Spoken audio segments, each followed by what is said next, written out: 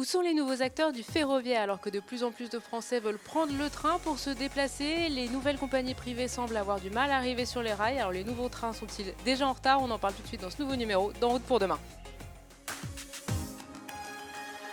En route pour demain, présenté par Pauline Ducamp sur BFM Business et Tech Co. Plus de 24 millions de Français ont pris le train cet été pour partir en vacances et alors que la demande se fait de plus en plus forte, eh bien, les nouvelles compagnies qui souhaitaient se lancer, notamment dans le train à grande vitesse, ne sont toujours pas là. Olivier Chichportige, bonjour. Bonjour.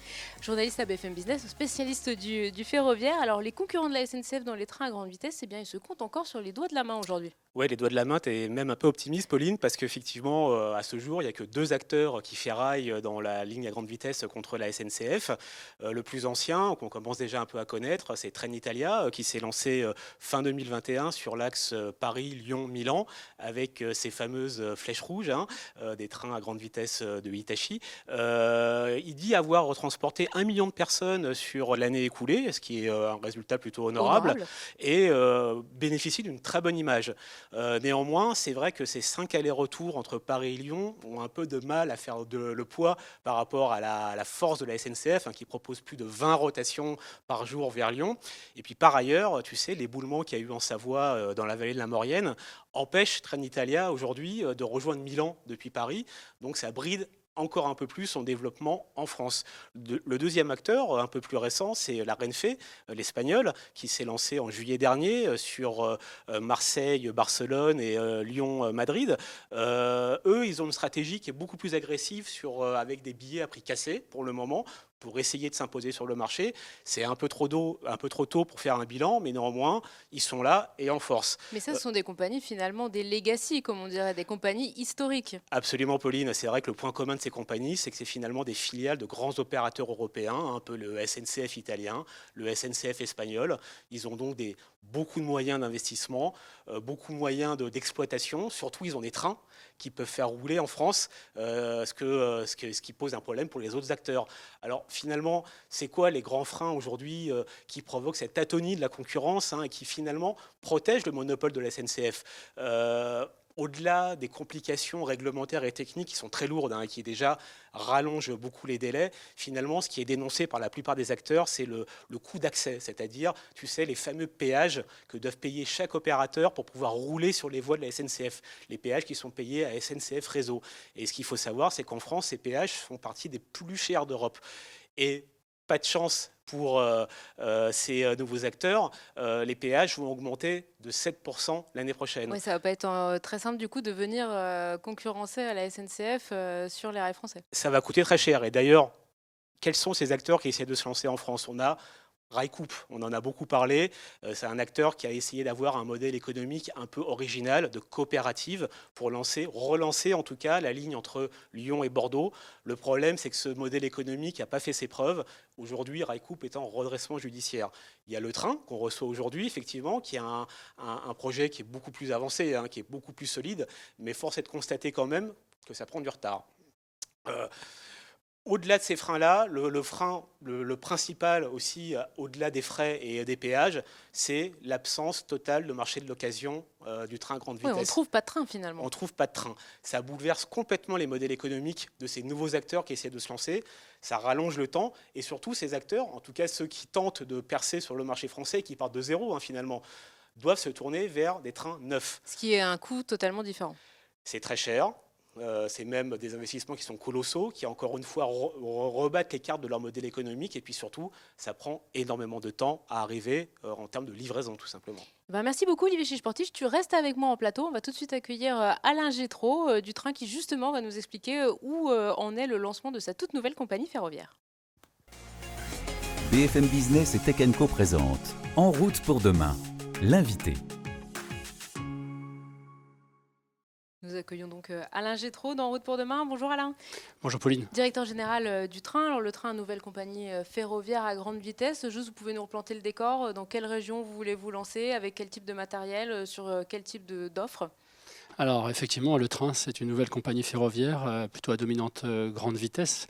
Nous, on vise un marché qui est complémentaire de l'opérateur historique en France. On vise un marché qui est moins ce qu'on appelle le radial, c'est-à-dire depuis et vers Paris, mais un marché de région à région, entre métropoles, entre grandes villes, mais aussi entre villes intermédiaires. Et on a choisi le Grand Ouest pour démarrer.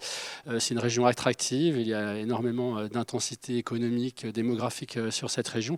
Il y a besoin de déplacement, il y a de superbes infrastructures, deux lignes nouvelles, une ligne à grande vitesse Sud-Europe-Atlantique et une ligne à grande vitesse Bretagne-Pays de Loire. Donc, c'est des enjeux stratégiques pour qu'on démarre.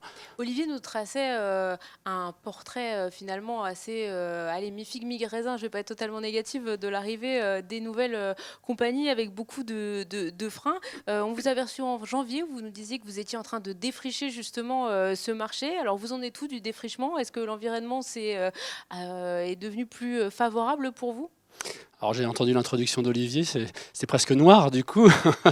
Alors c'est un univers compliqué de toute façon, on n'est pas surpris par le chemin, par le parcours qu'on découvre, en tout cas qu'on parcourt. Il faut beaucoup d'expertise, il faut beaucoup de moyens. Effectivement, l'année dernière, on était plutôt dans une phase d'agrégation des moyens. On détient d'ailleurs notre licence d'entreprise ferroviaire depuis la fin de l'année dernière. Aujourd'hui, on a beaucoup avancé, vous l'avez bien dit, on est une compagnie, on n'est pas seulement un projet, parce que c'est vrai qu'il y a beaucoup d'intensité, beaucoup d'intention autour de cette ouverture du marché ferroviaire, mais le train est bien une compagnie aujourd'hui. Aujourd'hui, on a levé tous les verrous, on a relevé, j'ai envie de dire, presque tous les défis qu'il faut pour démarrer sur le marché. Donc, on s'attelle maintenant à des suggestions plutôt industrielles ou de préparation de l'exercice d'exploitation. Est-ce que vous avez senti dans cette année 2023, on a beaucoup parlé du ferroviaire, hein, on a senti le gouvernement qui poussait beaucoup aussi pour que justement on prenne plus le train, il y a cette histoire de passe à 49 € dans les tuyaux. Est-ce que vous sentez que justement l'environnement était plus propice et que ça vous a permis, vous, d'accélérer dans votre projet et de vous dire que vous passiez de justement un projet à une compagnie? Alors, ce qui est sûr, c'est qu'il y a beaucoup d'envie autour du ferroviaire, de l'envie déjà des clients, des passagers, des usagers pour les transports du quotidien. Et donc, le train a le vent en poupe. Le train, pas la compagnie, le train, mais le moyen de transport, bien sûr. Et ça, c'est majeur comme suggestion, puisqu'il faut en profiter. Il faut profiter de cet engouement pour le train, nos voyageurs, pour lancer des offres. Et il y a besoin d'offres, il y a besoin d'un choc d'offres, on l'entend beaucoup, pour décarboner les transports et puis pour réussir ce transfert modal vers le train. Donc, faciliter. Je ne sais pas si ça a facilité, mais en tout cas, il y a une très forte impulsion des pouvoirs publics et des institutions. Et forcément, ça crée un climat qui est quand même plutôt favorable. Concrètement, vous en êtes où aujourd'hui? Quand est-ce qu'on verra des trains, le train? Quand est-ce qu'on pourra acheter des billets chez vous pour voyager dans le Grand Ouest, dans vos wagons? Alors, il va falloir attendre encore un peu, j'en suis navré. Les temps du ferroviaire sont longs parce qu'il y a des temps industriels et de capitalisation qui peuvent être de forte intensité. Donc aujourd'hui, on s'apprête à rentrer dans une phase industrielle. L'année prochaine sera l'année de démarrage de la construction de nos trains. Vous l'avez dit en introduction, Olivier, c'est vrai qu'il n'y a pas vraiment de marché de l'occasion, donc difficile comme dans l'aérien de se fournir sur du matériel déjà existant. Il faut passer par des étapes de construction, de commande bien sûr, et de construction de ce nouveau matériel. C'est ce qu'on a fait. On a commandé 10 rames auprès d'un industriel. On a un accord industriel, avec cet industriel. C'est le constructeur espagnol Talgo. Voilà, c'est le constructeur espagnol Talgo, et donc on devrait débuter le démarrage de la construction l'année prochaine. Alors, justement, vous parliez tout à l'heure de choc d'offres, et c'est vrai que j'évoquais le fait que les modèles économiques d'acteurs comme le vôtre ont été un peu bouleversés par le fait de devoir acheter des trains neufs au lieu de trains d'occasion. Vous envisagiez un positionnement quand même qui était assez, on va dire, agressif, en tout cas avec une offre qui puisse répondre vraiment à une demande assez spécifique. Est-ce que le fait d'acheter des trains neufs va brider un peu votre capacité commerciale d'être agressif ? Vous savez, en étant churchillien, il faut faire d'une difficulté une opportunité. C'est un modèle différent. C'est vrai que l'avantage du matériel d'occasion nous aurait permis d'être présent beaucoup plus tôt. En passant par du matériel neuf, il va falloir attendre le temps de la construction, et c'est des assets plus lourds à financer, mais aujourd'hui on a réalisé ces travaux. Il faut maintenant en faire une opportunité, c'est du matériel neuf, donc il va durer plus longtemps, et surtout l'avantage, c'est qu'on a pu le designer au standard le train avec une nouvelle expérience voyageur complètement revisitée. Alors justement, on aimerait bien savoir quelle est cette expérience voyageur que vous voulez mettre en place, en quoi elle va se différencier de ce que peut proposer la SNCF bien sûr, ou les autres acteurs qui sont arrivés en France, hein, la Renfe, ou en tout cas plus Trenitalia, qui lui s'est positionné beaucoup avec des différentes classes, des choses assez intéressantes. Qu'est-ce que vous allez faire ? Alors, je ne vais pas tout vous dévoiler aujourd'hui, forcément, je regarderai un peu pour le lancement commercial, mais je peux vous donner des grands marqueurs. Ce qui est intéressant déjà, c'est que nous, on ne va pas vers Paris, donc on n'a pas besoin de la même capacité, on n'est pas sur des trains capacitaires, on est plutôt sur un modèle de fréquence. Donc, il y aura de l'espace dans nos trains. Le modèle Talgo qu'on a choisi est un modèle très accessible, d'un seul niveau. Et puis, on n'a pas souhaité rentrer dans de la gadgetisation, par contre, on a souhaité des suggestions fortes liées à notre clientèle. Notre clientèle, c'est plutôt une clientèle, ce qu'on appelle loisir. Alors, c'est un segment assez large, assez lâche. Ça comprend les gens qui partent en vacances en week-end, les télétravailleurs, les grands-parents qui vont garder leurs petits-enfants.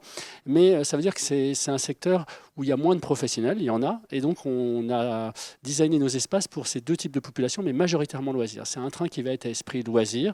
Il y a de la place. Il y a des prises USB. Il y a des prises USB. Il y a un Wi-Fi boosté parce que c'est quand même un sujet d'importance majeure. Et il y a aussi des places pour des vélos. Ça sera une première. 40 places vélos sur un train à grande vitesse. Jusqu'à présent, on avait des places vélos dans le matériel régional, mais finalement, peu sur le matériel grande vitesse. Et bien, avec nous, vous pourrez prendre votre vélo pour aller de Bordeaux à Rennes ou de Bordeaux à Nantes. Et ça va vraiment nous différencier. Bon, il y a encore plein de suggestions, notamment sur l'IT, sur le système d'inventaire, de réservation. On a visé à simplifier pour avoir une expérience voyageur vraiment des plus utiles, des plus usuelles, des plus simples. C'est beaucoup de travail et donc ça fera vraiment partie intégrante de l'offre Le Train. Justement, vous parlez de l'expérience voyageur. Vous organisez un colloque le 7 décembre, si je ne me trompe pas, à Nantes, justement, sur ce côté l'expérience voyageur et comment remettre le voyageur au centre du train. Quand vous dites simplifier l'acte d'achat, ça veut dire quoi? Ça veut dire que vous allez avoir votre propre appli, on va pouvoir vous acheter partout, chez Trainline, sur les sites des voyagistes. Enfin, comment vous allez faire justement pour que ce soit simple d'acheter un billet de train? Oui, alors je vous remercie de citer le 7 décembre. J'y reviendrai peut-être un petit peu si vous me le permettez et pourquoi Le Train organise ce type de colloque. Mais sur la simplification de l'acte d'achat, effectivement, on disposera de notre propre plateforme et de notre propre système de distribution. Il faut être visible, donc on souhaite être distribué bien sûr par d'autres plateformes. Trainline, évidemment, c'est un acteur incontournable du marché, donc on a vocation à être distribué par Trainline. Nous, on aimerait également être distribué par les opérateurs en place, par les opérateurs historiques. Donc, on milite et on travaille pour être distribué très largement. On sera distribué également par les plateformes régionales.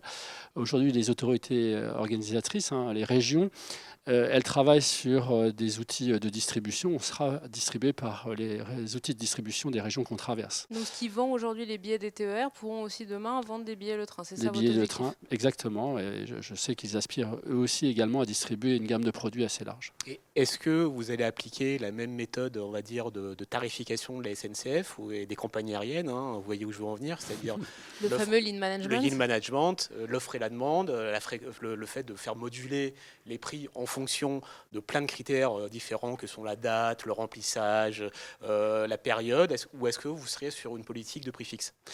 Alors, je mentirais si je disais qu'on sera sur une politique de prix complètement fixe. Ça n'existe pas. Ça n'existe dans aucun mode. Et d'ailleurs, ça serait même une erreur stratégique et commerciale. Donc, en toute honnêteté, non, on n'est pas sur un prix complètement fixe. Par contre, on est sur une stabilité des prix. Voilà. Vous aurez des points de référence forts en fonction si vous voyagez le vendredi, en semaine, sur des heures plus ou moins chargées. Vous n'aurez pas une très, très grande fluctuation des prix. Il y aura des fluctuations des prix, mais elle sera compréhensible. On travaille pour qu'elle donne la sensation d'être juste et lisible. C'est des paramètres très importants. Voilà, aujourd'hui, bien sûr, le yield management existe, mais ce qui est important, c'est le management avec de l'humain, c'est-à-dire qu'on puisse le réguler, on puisse se dire on n'ira pas plus loin que tel niveau de prix. Donc, ce qu'on vise, et c'est important, vous l'avez cité pour Renfe, c'est d'avoir des prix attractifs. Donc, on va être dans une stratégie de prix, si ce n'est de casse des prix, mais d'avoir le prix le plus juste possible et le plus attractif possible.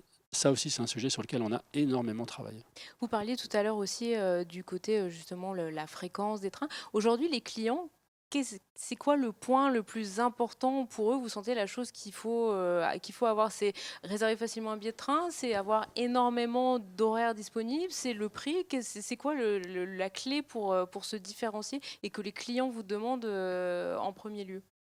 Oui, il faut que vous soyez visible, il faut que vous ayez des horaires à proposer. Si vous n'avez pas une surface commerciale suffisamment importante, si vous n'avez pas un service suffisamment visible, qui offre des possibilités, vous risquez de ne pas réussir finalement l'adhésion du public. C'est valable même pour un mode qui n'offrirait pas assez de perspectives, de possibilités et risquerait d'être délaissé pour le choix d'un autre mode. Donc c'est important effectivement d'avoir de la fréquence. Donc on a travaillé ces fréquences. elles sont plus ou moins importantes en fonction des origines et des destinations. Si vous êtes en loisir, vous pouvez imaginer que 5 correspondances par jour, c'est déjà un nombre important. Par contre, si vous êtes un commuteur, je prends un exemple très simple, par exemple sur du Bordeaux-Angoulême, vous allez avoir envie de plus de possibilités. Oui, d'avoir un train par heure. Exactement. C'est moi du RER à compte vitesse quelque part Alors voilà, on n'en sera pas encore à du cadencé, mais par contre là, on a dopé l'offre sur ce type de segment où il y a énormément de fréquences, plus de 10 fréquences par jour.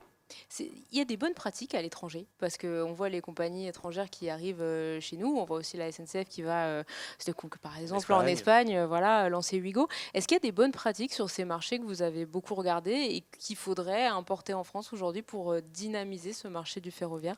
Alors je vous remercie de la question parce qu'effectivement, on scrute et on observe et on benchmark énormément ce qui s'est fait à l'étranger, notamment juste autour de nous, en Italie et en Espagne, qui sont des éprouvettes et des terreaux intéressants à regarder sur l'émergence et l'ouverture de la concurrence et la dynamique de l'offre.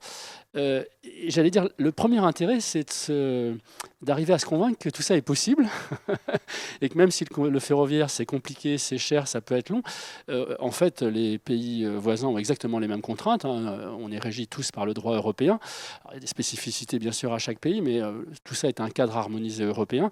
Et l'Italie a très bien réussi avec un nouvel acteur, Italo-NTV. L'Espagne, aujourd'hui, est sûrement le pays le plus dynamique, puisqu'il y a Renfe, une offre low cost Avlo, Ouigo Spain, un nouvel arrivant qui est Irio-Ilsa, et on annonce peut-être encore un autre opérateur. Ce qu'on retient de ces pays-là, c'est que la part du ferroviaire a très largement augmenté et que cette compétition, elle n'a pas dégradé ni les taux de marge des opérateurs existants, ni le remplissage de leurs trains, c'est l'inverse. Par effet d'induction, les opérateurs en place ont eu plus de fréquentation. Et bien sûr, il y a eu une compétition sur les prix, mais ça a boosté les offres de manière globale. Donc cet effet d'induction, il est bénéfique, bien sûr, pour le ferroviaire, il est bénéfique pour dynamiser le choc ferroviaire, pour réussir ce choc ferroviaire. Et je trouve que la France devrait s'inspirer enfin et comprendre qu'il est temps pour nous. Donc plus de compagnies, ça veut dire demain finalement plus de voyages en train. Merci beaucoup Alain Gétraud. Donc 7 décembre, c'est ça, le colloque du train à Nantes sur l'expérience voyageur ? Oui, effectivement, c'est un moment important. Ce n'est pas parce qu'on est une nouvelle compagnie qu'on n'a pas plaisir à inviter l'ensemble de l'écosystème de la mobilité.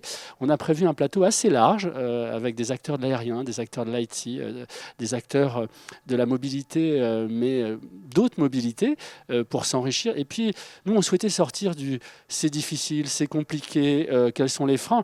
Les freins, on peut les lever, preuve en est. Par contre, ce qui est important, c'est ce qu'attendent nos voyageurs. Donc voilà, pour la première fois et à Nantes, dans les territoires, on va consacrer ce colloque vraiment à l'expérience voyageur, à ce qu'attendent les voyageurs. Et bien donc, rendez-vous est pris 7 décembre à Nantes. Merci beaucoup d'avoir été avec nous aujourd'hui. Alain Gétraud, directeur général du train. Merci beaucoup. Merci. Olivier Chichporti, journaliste BFM Business. Voilà, ce nouveau numéro d'En route pour demain, c'est déjà fini. Merci à tous de nous avoir suivis le week-end sur BFM Business et puis en multidiffusion sur Tech & Co tout au long de la semaine. Prenez soin de vous et à très vite.